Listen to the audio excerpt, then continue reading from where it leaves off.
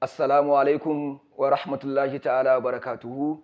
‘Yan uwa ɗalibai da masu kallo da saurare, kamar yadda kuke gani wannan program ne da ake gabatar da karatun Alkur'ani da koyar da sanin baki a ƙarƙashin tsarin ɗan albarka GGY. Kuma kamar yadda kuke gani a katukanmu na baya mun yi karatu fataha kisra da sauransu. To yanzu za mu tashi akan karatun madda na jan alifin ƙarami. Shine al-alif maddatu sagira al-khassa bir rasmil Qur'an. Ma'ana alif jan madda na alifin karami shine wannan kenan, wanda aka zabo al-khassa bir rasmil Qur'an da aka ciro su daga cikin Al-Qur'ani don ba da misalai ga wanda yake buƙatar karatu ya gane kuma dan ya samu ya amfana. To zan nuna abin da muka samu a cikin misalan da malamai suka bayar.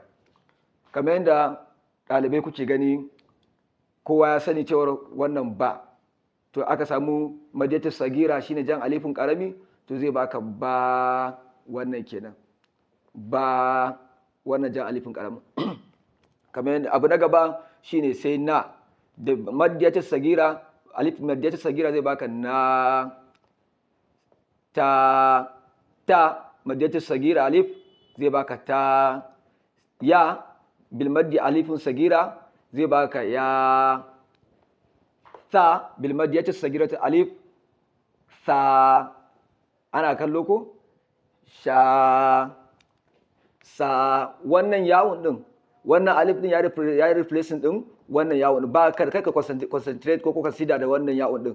Alif din ka zaka kalla, shine zai tabbatar maka cewa ana nufin ka tashe shi sama. Ka tashi sa zai baka sa, ra, ha.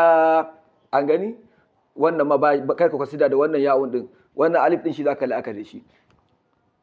Na, nan mun samu na. To a ƙa'idin inda ka gani Alƙur'ani aka samu wawun, amma a saman wawun aka samu alif, to ana nuna ma cewar kai la'akari da wannan alif din shine karatunka. Wannan wawun din kujera ce da aka ɗora shi akai, amma ba aiki yake ba. Ga mai aikin nan anan shine na. Ana fata ana ganewa.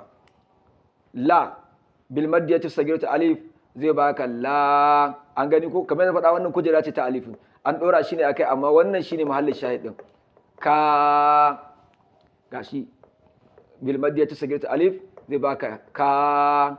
To zan sake maimaita insha Allah. Kamar yadda mai kallo da saurari da ɗalibai kuke gani, abinda na faɗa a farko shine na ce ba, na, ta, ya, sa, sha, sa, ra, ha, na, la, ka.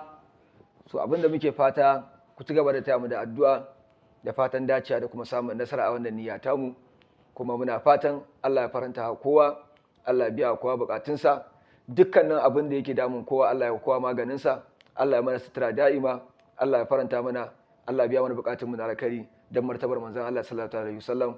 Allah ka yarda da mu dan annabi Muhammadu. Wassalamu alaikum wa rahmatullahi wa barakatuh.